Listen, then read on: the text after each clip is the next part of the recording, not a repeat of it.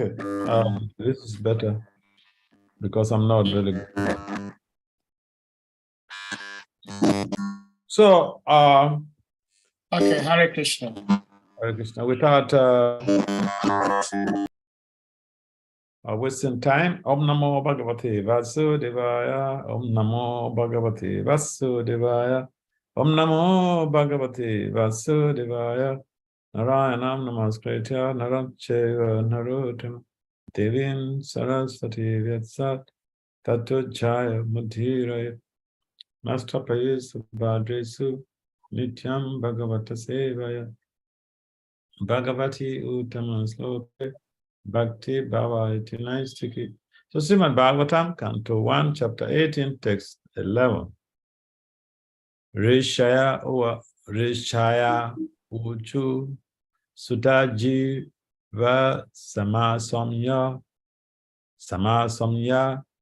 Saswati Vasadam Yasaha Yastvam Samsasi Krishnasya Machanam Amritam Hina. So, what translation? Translation and purport by His Divine Grace is Confound Acharya, Srila Abhachan Vinda Bhaktivedanta Swami Prabhupada. Jai.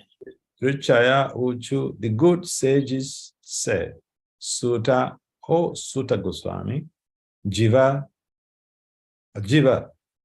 we wish you life, Samaha, many years, Somya, grave, Saraswati, eternal, Vishadam, particularly, Yasaha, in fame, Yaha, Yahatva, because you, Samsasi, speaking nicely, Krishnasya, of Lord Sri Krishna, Matyanam, of those who die, Amritam, eternity of life, he, certainly, Naha, our. Translation. The good sages said, O great Sutta Goswami, may you live many years and have eternal fame, for you are speaking very nicely about the activities of Lord Krishna, the personality of Godhead. This is just like nectar for mortal beings like us. Purport.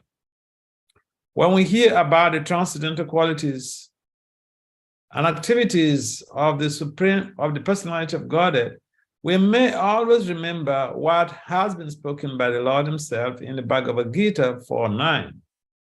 He asks, even when he acts in human society, are all transcendental.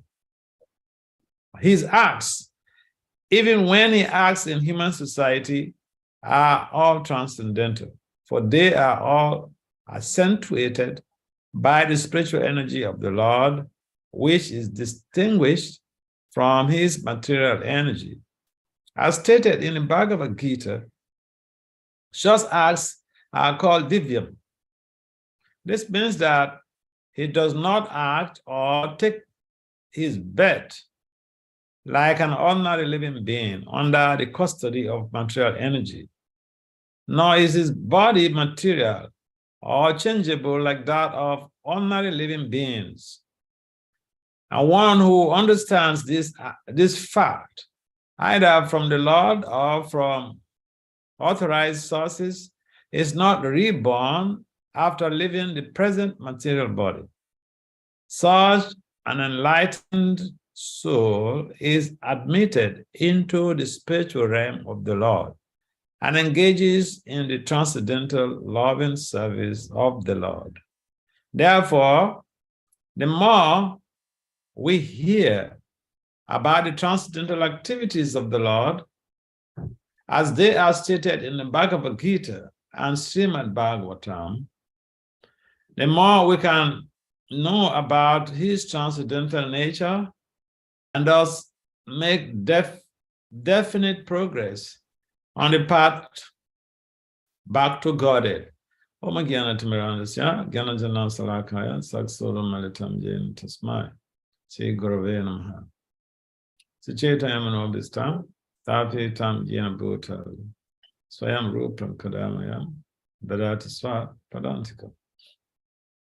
Vanchakalpatari Vyacha, Kripasanam Vyacha, Patitanam, Pavanam Vya, Vaishnavi Vya, Namo Namo, Namo Vishnu.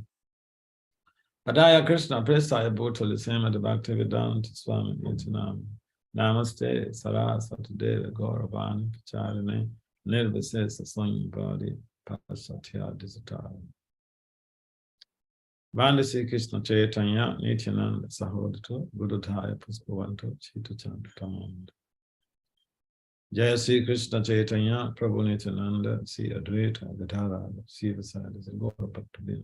Hare Krishna, Hare Krishna, Krishna Krishna, Hare Hare, Hare Rama, Rama Rama, Hare Hare. So,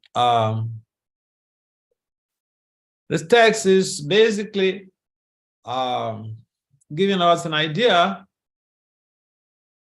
about appreciative thinking. The sages at Namisaraya were the audience of Sutta Goswami. And they were appreciative of the fact that he was providing them with the juice of the transcendental juice of immortality. He was giving them narratives. He was presenting narratives about the pastimes of Lord Krishna. And it only takes people who are very highly elevated to appreciate high-profile spiritual values.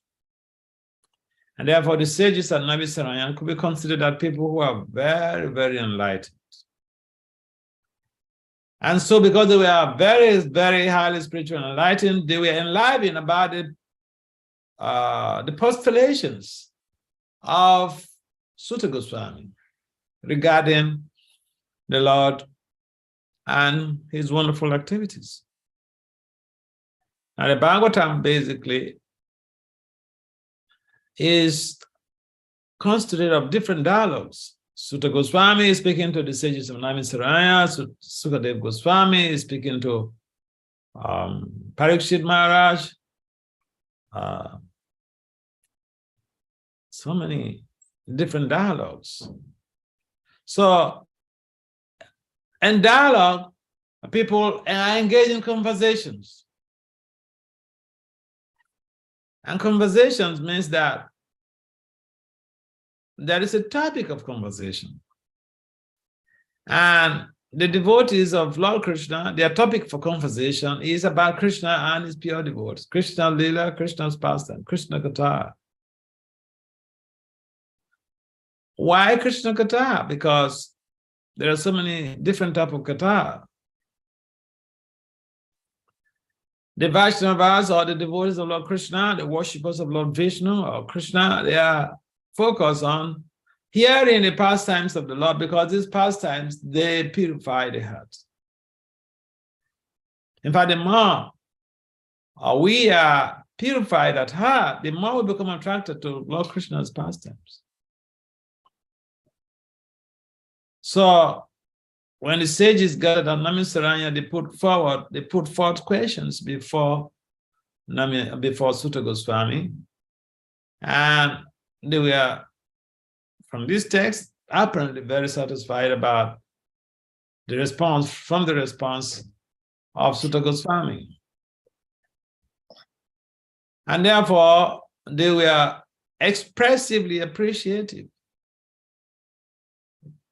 The underlying principle of appreciative thinking is that when we appreciate what has been given to us, more is even given. I think they have there's a very common language they use in the mundane world or in the secular world. Sometimes they say is gratitude. But in academia, basically, we refer to this as appreciative thinking. And when you have expressed appreciative thinking of something that, some help that we receive from someone, the person is inclined, it's just naturally inclined to help us more. But if we don't have that type of mindset, that type of thinking pattern, or that type of behavior, or the value of really showing some sense of appreciation of what has been given to us. And how do we show the appreciation of what has been given to us? Like, for instance, we have the whole works of Srila Prabhupada. And he's written so many books. In Kali Yoga, people are not inclined in reading. And if you ask someone in Kali Yoga about what is written in his watch, he wears a watch every day.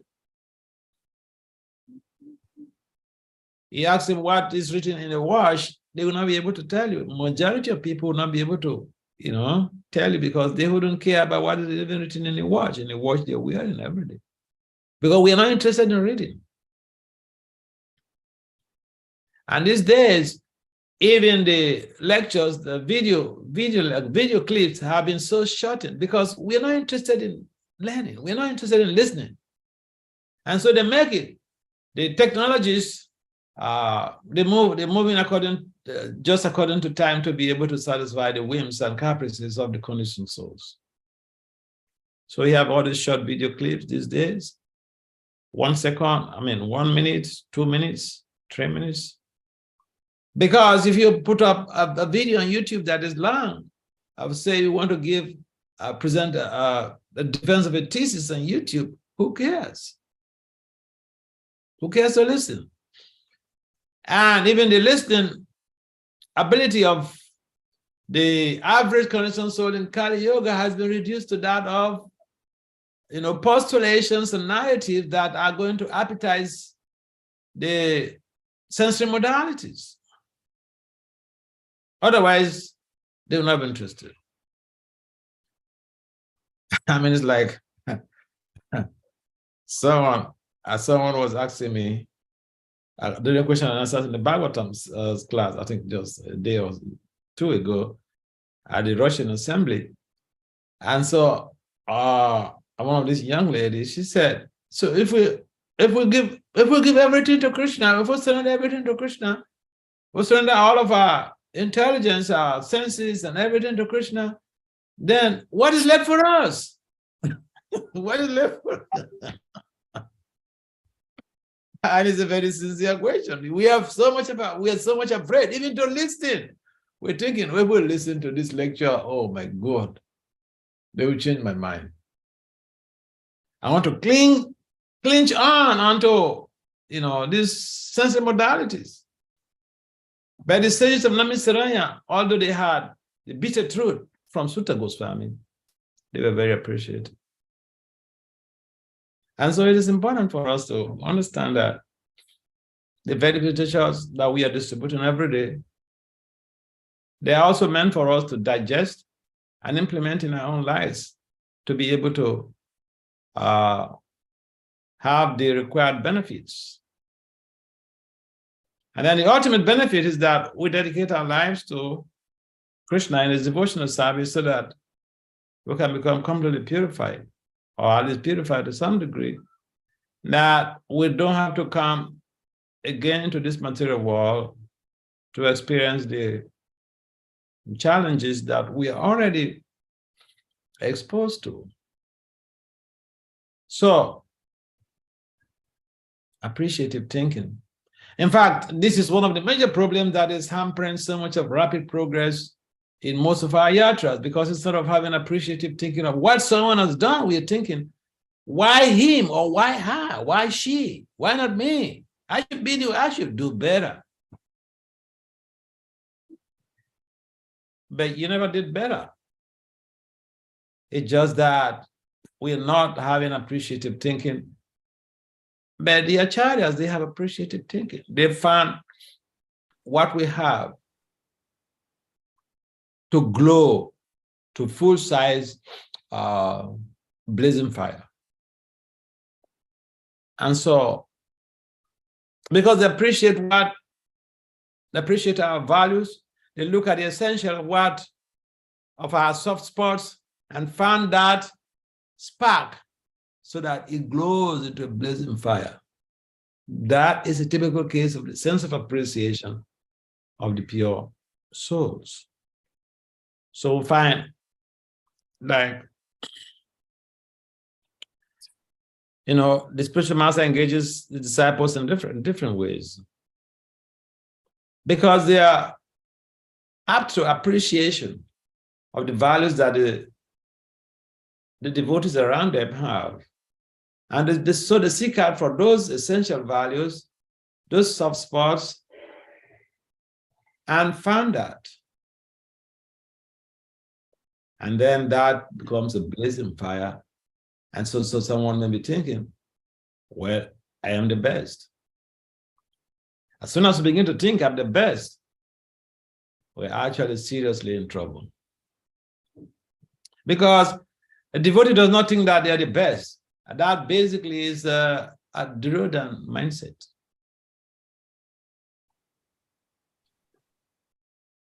So it is important for us to figure out what each and everyone else is doing and be able to act like a complementary tool to the sustainability of that project. In that way, we are directly and indirectly helping in propagating Lord Chaitanya's mission.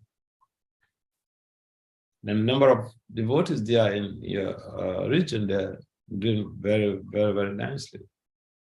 So instead of looking at the faults, instead of looking at what is not valuable, we should appreciate what we have and find the sparks and encourage, motivate those devotees more, so that the qualities that they have could blossom more and more and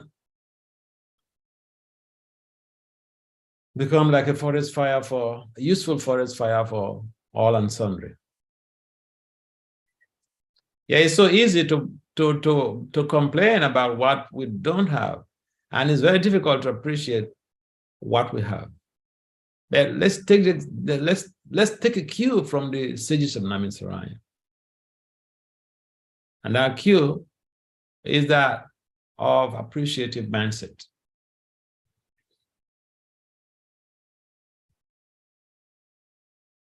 And so it is important that as we engage in our devotional service, we recognize in principle that other people have values, they have skills, they have talents, and especially the management should see how they are trained. People are trained up in talent management. In ISKCON, and what I've seen also in the totality of ISKCON is that, there's a deficiency, a serious deficiency in talent management. So, and this might make no meaning to someone who is not having any adept information culture in the management sciences. But look around and you will find in the Prabhupada's time, because of his sense of appreciation for the quality of his devotees. I remember, I think I mentioned this case before. Prabhupada went to Atlanta, Georgia, in America. And at that time, Sadhuputta had just joined. Sadhuputta is one of our late scientists. He has a PhD in one of the science fields. So Sadhuputta had just joined, and Prabhupada he was at Atlanta, Georgia, at Atlanta Temple. So Prabhupada went to Atlanta, and he has the president. So that scientist, is he here? President said, yes. What is his engagement? The president said, we're engaging him to wash dishes. And Prabhupada responded that all that you know is to engage people in washing dishes. Send him to Bhakti Swarup Damodar Swami. He's a scientist.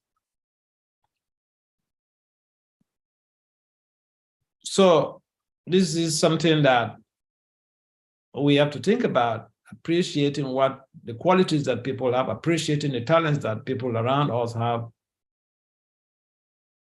and try to engage them accordingly so that there'll be cumulative productivity, cumulative high productivity in terms of the preaching mission. Yeah. So, any comments or questions? Thank you so much, Maharaj. Thank you for the inconvenience. I'm still making time to be here. So, dear devotees, if anyone has a question, we also want to let devotees be aware that Maharaj doesn't have enough time, so he's not going to be here for much longer. Kavikanapur Prabhu, please unmute and ask your question. Yeah, Hare Krishna Maharaj, thank you very much, Maharaj, for the wonderful lecture, Maharaj. Please accept my humble obeisances. Calvin, Dandawat, I hope you're enjoying your Kenyan trip. Yes, Maharaj, I was just about to comment about that, Maharaj. You just mentioned about appreciating thinking, Maharaj. Yeah. And after coming to Nairobi, I can appreciate all the devotees have done here, because many years, for long I've been hearing people only come and talk, oh, they are not preaching to Africans, oh, they are not preaching to Africans and this. But they have done so much other things, Maharaj. So, like now, presently, I'm in Krishna Balaram farm. It's a wonderful farm, Maharaj, very wonderful farm. And this is what Prabhupada will be talking about in his books. So I don't know why we are not appreciating so that people can do more of the one they are not doing. But we only talk about the one they are not doing. So yes, Maharaj, thank you very much for bringing this topic up, about appreciative thinking, which is very, very important in our society, So I just want to appreciate that, Maharaj. Thank you very much, Maharaj. You're welcome. Thank you. Hare Krishna, thank you. Shri Kavikanapur. Ras Vilas Prabhu, please unmute. Hare Krishna Guru Maharaj. This is Asad Mahamud. This is my first time listening to you. I was somehow late. I would love to express my sincere thanks to you for the instructive and then inspirational speaking. That's how I would term it. Maharaj, please, I have a question that I would love to know that in your delivery, you said that we have to look at the good things that devotees are doing rather than looking at the bad side. But in the course of leadership, if let's say a devotee is doing something the wrong way, are we in a position to maybe point out to the senior devotee or whoever it may be that maybe this is not supposed to be done this way, like correcting the person not in the wrong way, but drawing the person attention so that he can improve? I'm asking this question because Prabhupada has always spoken about quality, not quantity. So in order for us to have quality devotional service in everything we are going to do, let's say the person is chanting japa and he's maybe chanting offensively or even the less offensive position, and we want to encourage the person in that quest or in the process of correcting the person. Are we also committing an offense because we just have to look at the good aspects, just forget about that, the offense the person is committing, and just move ahead? Hare Krishna. Okay, thank you very much. This is a very nice concerning question, because we may tend to hear something and we act completely on the opposite, because then we give a different interpretation. It's called hermeneutics. We give a different interpretation to what someone has said, or to what the acharyas have said, or to what Prabhupada have said. And then we get something completely different. So your question is very pertinent. It's very relevant to our talk today. And the idea is that when we see how Prabhupada would deal with situations to correct his devotees. Sometimes he will chastise somebody in the open, and sometimes it will go on for days, the same thing. But you see, Prabhupada, when he chastises even somebody, he has good intentions for the person. It's to purify the person. When we see something wrong in someone and then we try to address it, our intention in most cases is different, it's destructive. But if we have a positive thinking mindset, if we have a caring thinking mindset, a loving attitude towards that person, compassion towards that person, it is advisable that we correct people that can take the correction. And also our approach, there are two things, okay? Modus operandi and modus vivendi. Now, modus operandi is the operational mode. Modus vivendi is the manner. We see something, this person is not chanting all the syllables of the Maha Mantra. So what do I do to correct him? Now, that question that we probe ourselves, how to be able to help him, is a proactive approach. And that is what is required. But if we just simply think, oh, let me quickly go and correct him, he thinks he knows too much.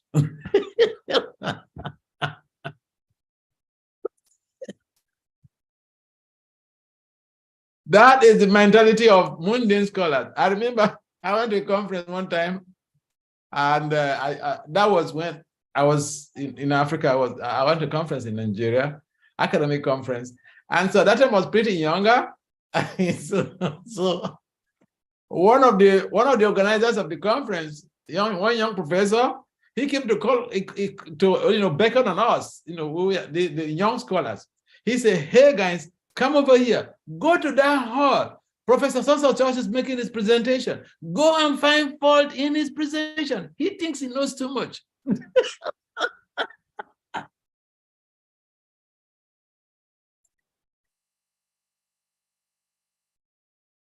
So if we bring that type of mindset into devotional service, we can just be killing our devotional culture, devotional values. And therefore, I remember, speaking to somebody, and because the person was a friend to me, and everybody else was afraid of talking to him, and what I did, I knew it was harsh. I spoke to him very harshly, but then I told him that, you see, people are complaining about this and this about you, so why don't you take some precaution and then make some adjustment? Now we have a problem of what we call psychological maladjustment. Maladjustment means that we have some problem and we don't want to be able to adapt to the environmental factors, or to the environment, or to the community factors. We want everyone else to adjust themselves to suit our purpose. That's not fair. That means the person is maladjusted. It's a psychological problem that is one of the root causes of all conflicts in the global society. The leaders are maladjusted. They think that they are right. But we are all prone to making mistakes. To err is human. And so when you find someone who is maybe doing something that is not proper, yes, if you are friendly to the person, you should approach him. But make sure you have a proactive mindset. Make sure your modus vivendi is that one that will suit that person's purpose, will placate his cause of spiritual elevation. Don't go with the idea of, let me go and correct him very quickly. Go with the idea, how can I help? And you can talk to him privately when he's happy, in a friendly mood. You may not even correct him at that instant time, but you can talk to him privately, especially if you're lovingly oriented towards him, like the person I was talking about. When I spoke to him very harshly, and what he told me, I was expecting that he would be hungry. But what he told me, he said, "Vasudev, you're my friend. Whatever you tell me is okay."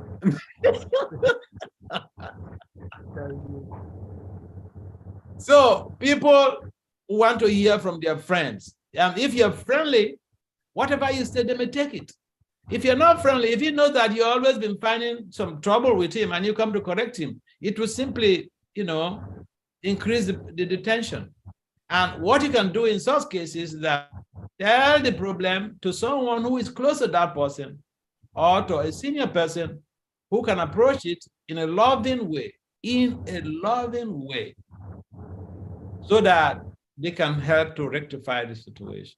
It's not that we see something and we just keep quiet and, well, that is his problem. Can go to hell with it. No, it's our problem.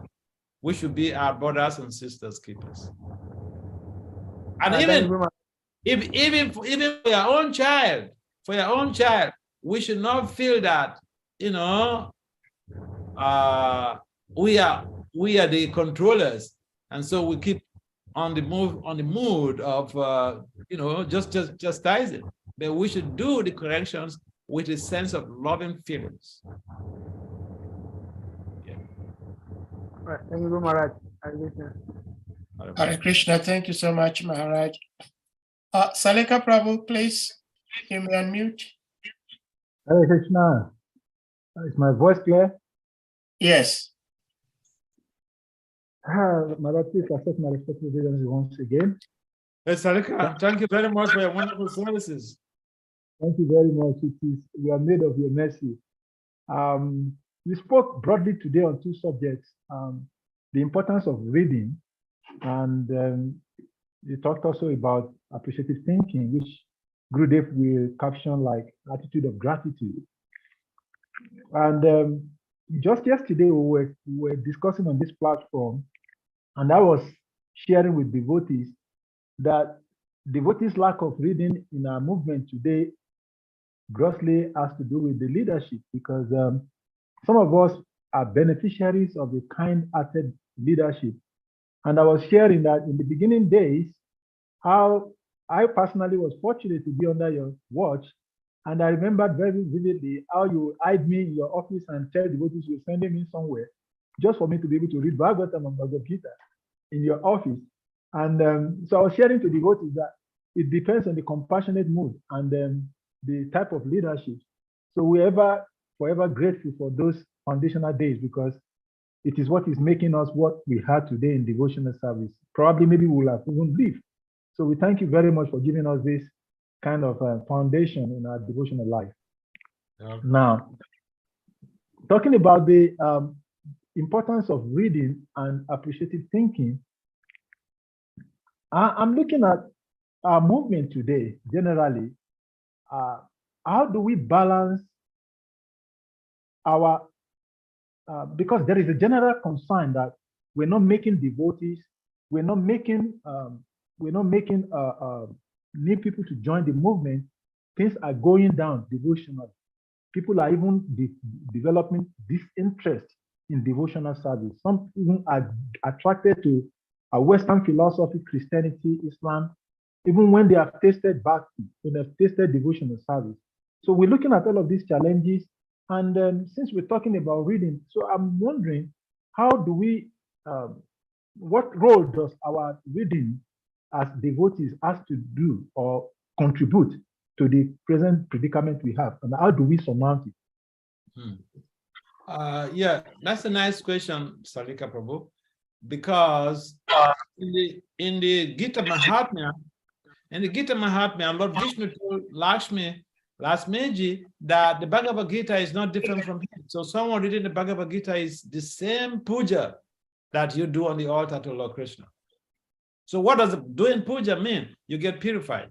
And what does reading Bhagavad Gita imply? That you get purified and you increase your knowledge domain.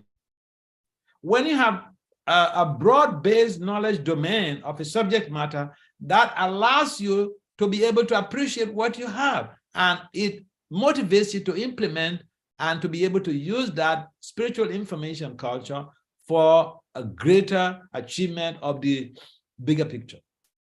And the more we stay on the fence, say the more we are inclined to not reading, the more we can easily become, so to say, dried up. We will not be motivated.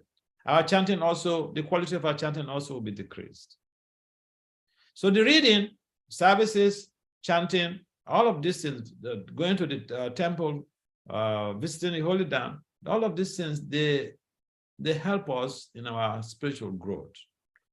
And I remember when we joined, I remember the temple I joined, the first year I joined, there was There was this devotee. He's now is now in the Gaudiya Math, which is Swami. And at that time, we are forced to read for 1 hour in the morning. That was part of one of the schedules. Part of the schedule. We have to read. Everybody, no matter what, you have to read something in the morning. That's like we have the japa period. There is allotted 1 hour period for reading. So because people are not reading, and even the leaders are concerned about that, they are making things now very tough for especially people who want to become gurus, or people who want to become swamis. The ISKCON leadership is really like, buckling up their seatbelt, their seatbelt to tighten up issues, because just to be able to motivate people to read. If you want to be a leader, you must be addicted to reading Srila Prabhupada's books, and that helps to expedite the process of purification. And when the process of purification is expedited, we can be rest assured that we become more motivated in preaching. Now, one of the things that that is like that could help in adding value to preaching and making of new devotees is that the leaders must have to preach. The leaders themselves must have to preach. If they are preaching, especially to local people, then when they tell their subordinates or the devotees in the temple to go and preach, I mean, they don't even need to tell them. They will just spontaneously want to go do that, because whatever a great, according to Lord Krishna, whatever the leader does, the followers will follow suit. So yeah, it is important that we reenact all of these processes or these very values in our society, and so as to be able to attract, so that first we'll be highly enthused in our devotional service. Each time you read and you get new realizations. So say you read Bhagavad Gita, you finish reading Bhagavad Gita, and you start reading it again. The same Bhagavad Gita, you get new ideas, new realizations. So you get more enthusiasm, you get more motivated in helping to spread the message of Lord Chaitanya. So it begins with us as individuals, and that basically will spread to the other members of our community, of our jurisdiction, because when they see those are the hem of affairs they wanting, they would like to, they would think that that is what is going to help to move them forward. So yeah, there are a number of things. And see, Kenya is progressing very seriously. Like Kavi said, people talk so much of, in the past, it's been like, talking so much of ill about Kenya, or they're not preaching to blacks and all those things. Now they have better achievements than in any other place in Africa in terms of preaching to blacks. So yeah, so why don't other people, let's say in the West African zone, why don't your leader see this and then emulate? Oh yeah, there are so many skilled people there to do these wonderful things instead of going to Europe, I remember one time they were going to England, try to import people to come and do academic preaching program there. But there are so many skilled people there, and utility is the principle. Prabhupada said, you have been doing so much of academic preaching programs in the Jos area there for years. So recognition is also important. Even the demons, they recognize what value, they recognize the values of their members of their team. I remember before the war at Kurukshetra, Duryodhan, he was praising all of his warriors. This person is here, this person is here. He's like this. He's like, we may say they're demons, but recognition is motivating. We cannot do everything. A number of us don't have the skills. A number of us just know how to chant Hare Krishna, but we don't have the skills. Why don't we recognize that and use the talents available there for high productivity? So that is something that could be considered. Yeah, we talk these things, but it falls on deaf ears, so what to do? All right, Salik, does that make some sense to your question? Yeah, Thank you so definitely. much. It does make a whole lot of sense. Thank you. Hare Krishna, thank you so much, Maharaj. Anyone else with any question? All right. All right, now I have a question, please. Okay. Like everyone is saying, thank you so much for the class and the presentation and the answers given to the questions. But I have a question I would like you to help me, and that is, yesterday Harichakra Prabhu was saying that oftentimes we emphasize on hearing Bhagavatam, hearing classes, but we do not talk much about speaking. Because if someone is eager to hear, but we do not have a qualified speaker, then it becomes the hearing not fully achievable. Now, the answer you gave to Ras Vilas, his question, it is like somebody trying to correct somebody. It is a fact, like you said, that the person correcting should do that as a service and also to see to it as to how he can help the person. What about the person being corrected? If the person being corrected already has animosity that no matter how the person approaches him or her, he or she is going to consider that this person is just out there to get me. So I think that is also a concern we have as human beings, because like you rightly said, if Salika Prabhu is a very good friend of mine, then no matter what he tells me, even if it appears to be offensive, I won't take it as offensive because I know that he's saying that out of love for me.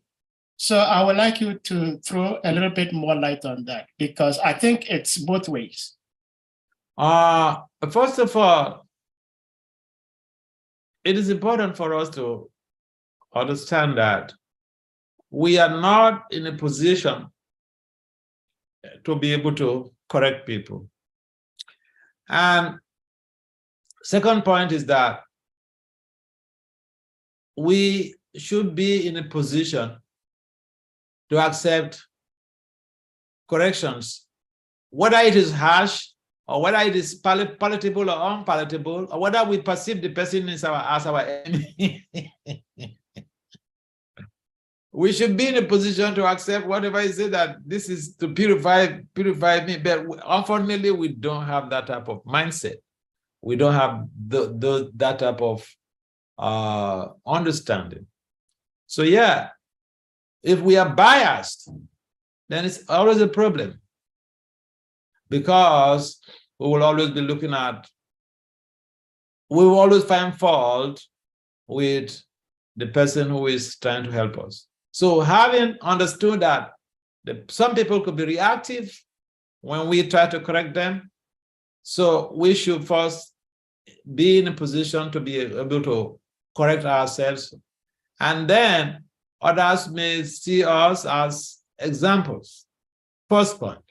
Second point is that if we notice that somebody is incorrigible, in quote, then we should get someone. If we find something wrong with the person or with what he said, we may not directly attack him. We should speak to somebody who is close to that person to talk to him or to talk to her. And that way, the ego, the false ego is busted. It's not going to be reactive because now his own friend, his own lovable object is the one talking to him, and it becomes a friendly dealing. Yeah, so there are ways to be able to deal with situations, and people are not. We see we have false ego, we are biased, and we are so much egocentric. And so someone may tell us what is best for us, and then we become reactive. And so to avoid any type of further complications, we should understand, we should study people around us and be able to identify who is acceptable to instructions, who is reactive to instructions, and we should deal with those matters accordingly. And that way, we are growing up to become ethical leaders. Yeah, even your own child, there are some children that are very reactive. So better you don't demoralize a child because you are the parent and you can always just demoralize a child, and because you can also offend your own child. So if you are in a position, or if I'm in a position that the child perceives me to be too harsh, then I should tell my wife to talk to the child. Because see, we don't know who is who, And this moment is very delicate. It's very delicate. Someone may be around and we feel, oh, he's just a new person. He just came to this movement yesterday. But we don't know the carryover of the person. And so we should treat people with humility and care and loving attitude. And if we do that, if they sense that we are in a loving mood, then they will be more open to accepting corrections. If they sense that we are in an attacking mood, there will always be resistance to change. The major problem in change, in transformative change, is that you have to deal with resistance to change. Because people resist change. So, yeah, it's a major thing in change management. You try to correct people, there are people who are out there, just resistance to change. And so you should understand what their status quo is and see how best you are going to be able to help them, instead of getting into further complications of the conflict. Saha, does it make some meaning to you? Yes, it definitely does. Well, that is why when we have people like you speaking, we ask these questions, because there are many things said in the scriptures. And when one just repeats what he or she has read in the scripture without giving deeper and practical meaning or explanation to what's been said, then it might be difficult to practice devotional service. Because there was one devotee, Sri Prabhupada disciple, I won't mention the name, who gave class on this platform, and also said the same thing, that who are you to correct? You cannot correct anybody. And then at some point in the lecture, a question came up, and then the same person said, no, you cannot sit to see things go wrong. You have to speak up. So we are in an institution that has been established by Sri Prabhupada, and he has given us principles, rules, and the regulations that we all need to follow. Sure. Now, if somebody is telling us that, who are you to correct? And then based on the teachings that you have learned in the same institution, things you can do, things you cannot do, and you see somebody do things he or she is not supposed to do, you have to tell yourself, who am I to correct? You sit there. And then what happens to the society? and that is part of the reason why probably we are not getting, excuse me to say, different parts of the world, I should say, we're not getting certain caliber of people. I just heard, like our dear brother, Bali Maharaj, he was pained because he wanted to see devotees behave in such a way that the devotional service could be presentable to the caliber of people he was dealing with. The devotees were not doing that. And I remember, like Gurudev, when he would come to Ghana, he will make sure, I wouldn't say Ghana, just West Africa in general, he will make sure that devotees dress and appear neatly. You know, you don't go buy expensive things, but whatever little you have, dress neatly, because there are these fetish people who dress very much like devotees. Of course, he's Gurudev, so he can correct us. But if he's not there, and there is another devotee, seeing another devotee doing something wrong, and then he says, I cannot say anything because I might be committing offense. That is the problem. Yeah. Yeah, Saha, I quite understand the point. Being exemplary is very, sorry, I think it's echoing. Being exemplary is a very nice idea. And just a minute, someone is making.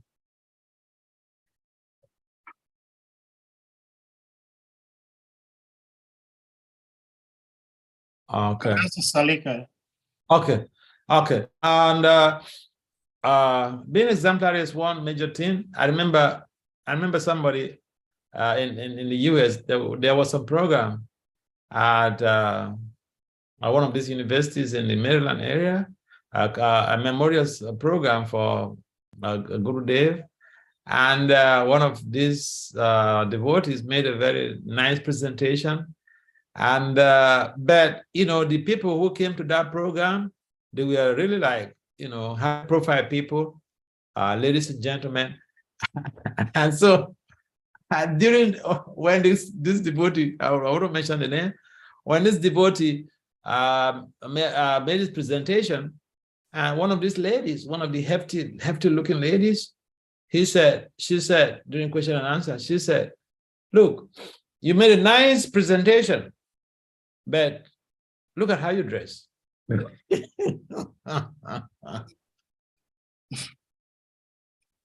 Yeah, America, you know, they don't hide their feelings. They'll tell you, you know, or what we say, ho-ha. So yeah, I saw that very, I experienced that situation. So, and then the lady said, one of the things that made us to be attracted to Bhakti Swami is when he comes to the program, he dressed very, very attractively. He dressed in a very high profile way. And so, yeah, when we're dealing with people, we should understand that they evaluate us, especially these high profile people, they evaluate us by our appearance too. Not only about what we say, but how we appear matters also to them. I remember when I was in Nigeria, where each time I went to go on Harina, I will examine the devotees who are putting on, well, even including their shoes. And if you're putting on the bedroom slippers, I'll send you back. Either you go and change or you just stay behind. Because it's a simple thing that we should appear simple, but at the same time, we should be very neat and presentable to the public. So I agree on that. And then the other point is about this very concept of again about correcting people. Yeah, if we have a chance to be able to correct people, like I mentioned, there's a modus operandi and there's a modus vivendi. The modus vivendi, in the manner how we approach the problem is what, you know, basically can help to alleviate the situation. If we don't have those type of qualities of, Guru Dev, he could tell you, I mean, back to the SWAMI, he could tell you, the most painful thing on earth, but in a very mild and loving way. And you realize, you will time in yourself, you got convinced that, oh, he loves me so much. Oh yeah, oh yeah. So the modus vivendi is so important in terms of how we approach people, how we try to help people, and how we try to correct situations. Yeah. Thank you so much, Maharaj. Harichakra Prabhu, you may unmute. Hare Krishna, Maharaj. Hey, Chakra, I'm missing you so much. Dandavar Pranam. All glories to you. All glories to Guru Maharaj. And all glories to Prabhupada. How are you, Maharaj? I'm still on this planet. You're hearing my voice and you're seeing me. I'm still here. I'm still here. Thank you very much for the class, Maharaj. My question, before I ask the question, I want to relate a devotee's experience in the late 80s. Achutananda, we had one devotee called Achutananda, and he was at the Nkoko temple. And during those days, he went out to preach. He went on Sankirtan, and he happened to meet a Christian preacher. The man demolished him like anything. The way the man spoke, Achutananda became so dispirited that he left the Sankirtan field. He did not continue distributing his books. He came back and was so quiet.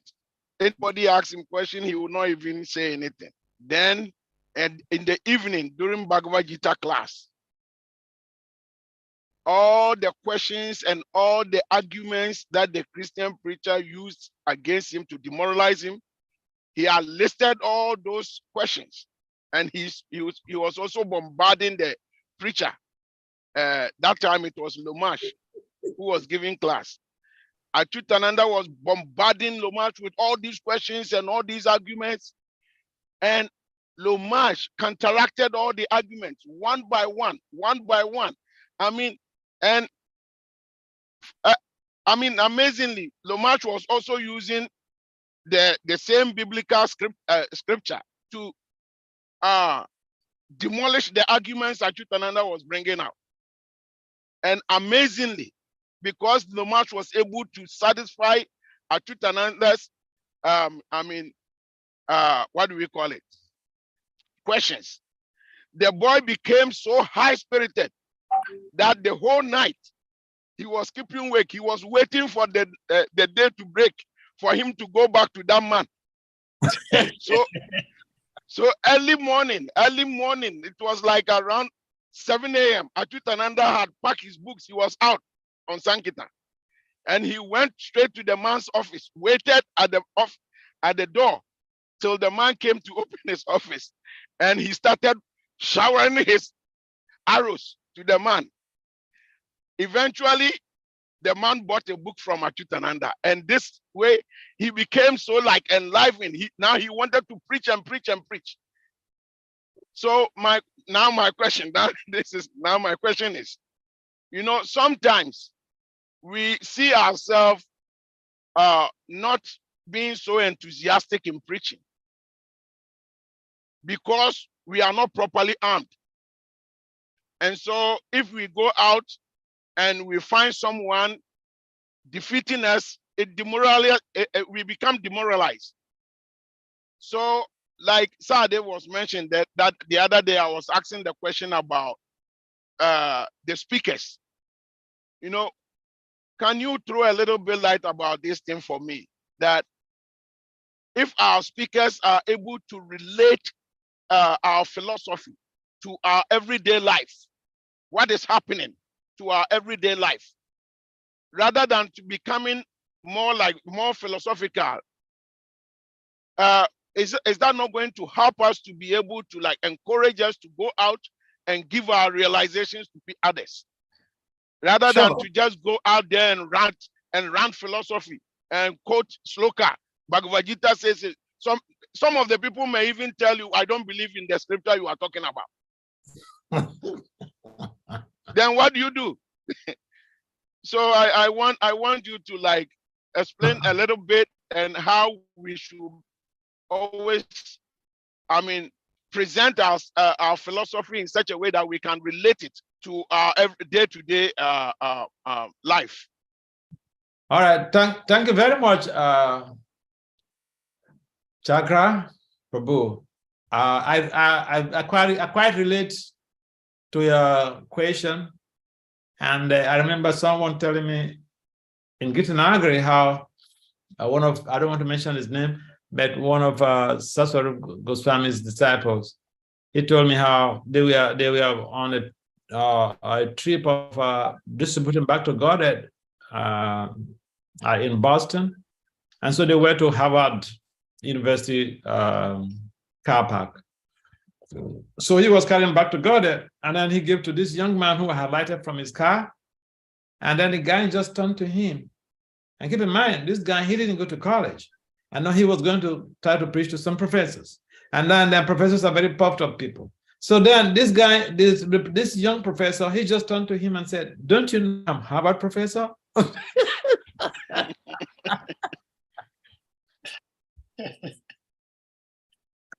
And he told me, this devotee told me, he was demoralized the whole day. He didn't distribute one single back to Godhead.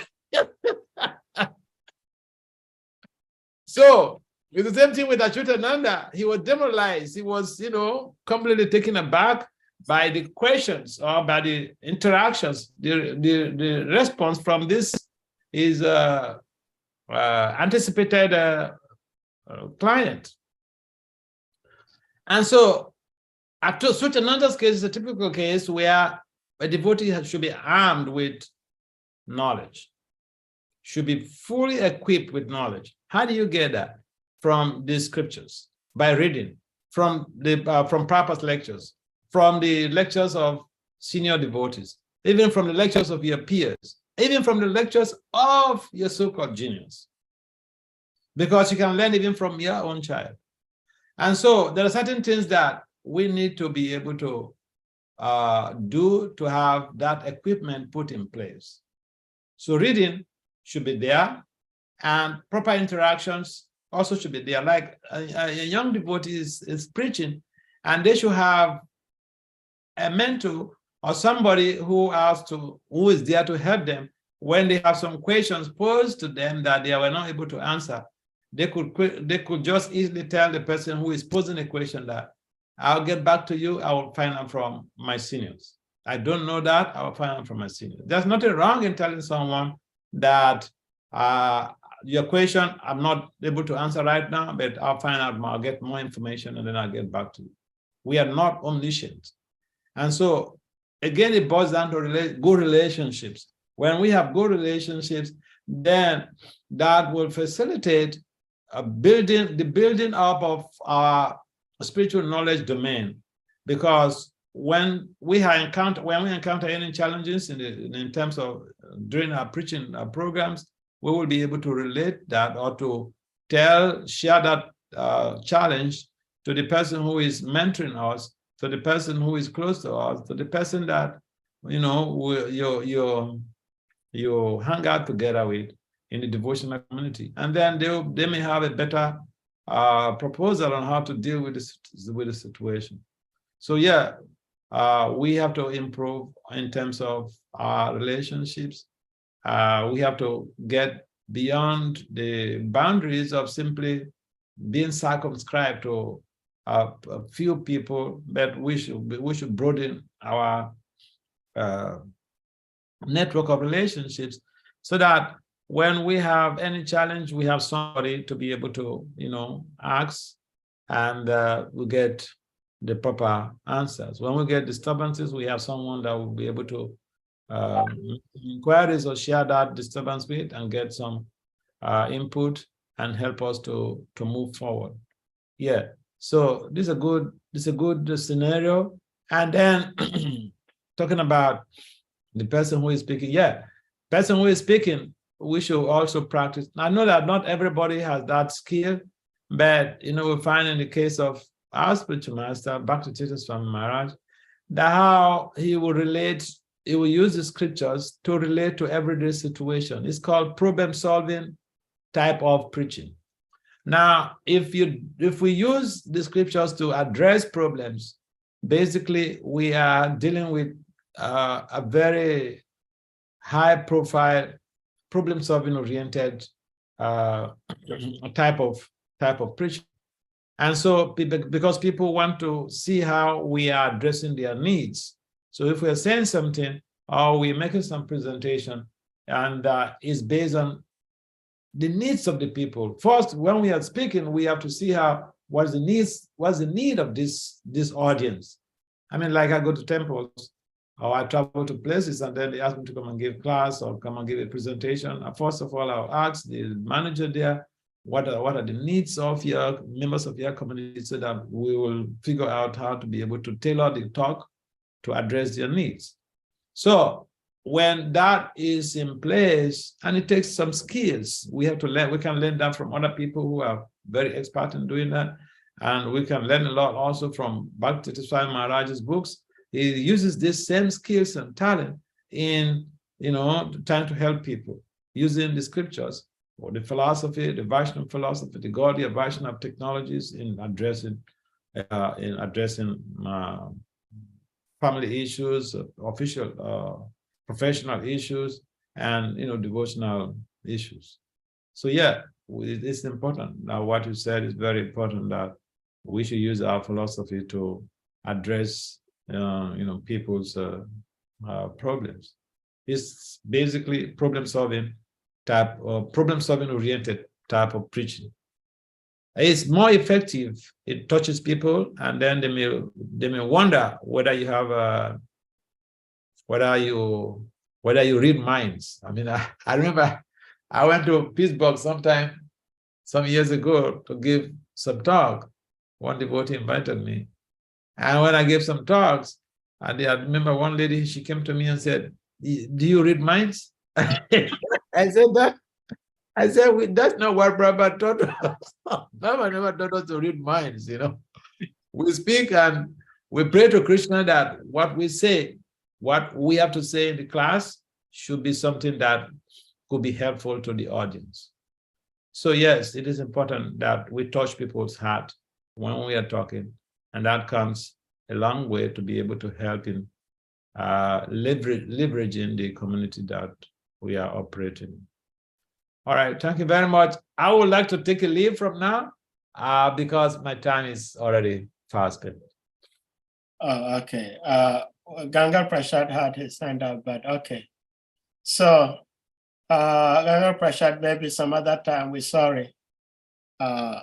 So at this point, we're going to humbly request all the devotees to kindly unmute, and then we chant the Lord's Hare Krishna Mahamantra to express our appreciation for Maharaj's presence here and guidance, guiding us through the waters of SRIMAD BHAGAVATAM. Jai. Hare Krishna, Hare Krishna, Krishna Krishna, Hare Hare, Hare Rama, Rama, Hare Hare.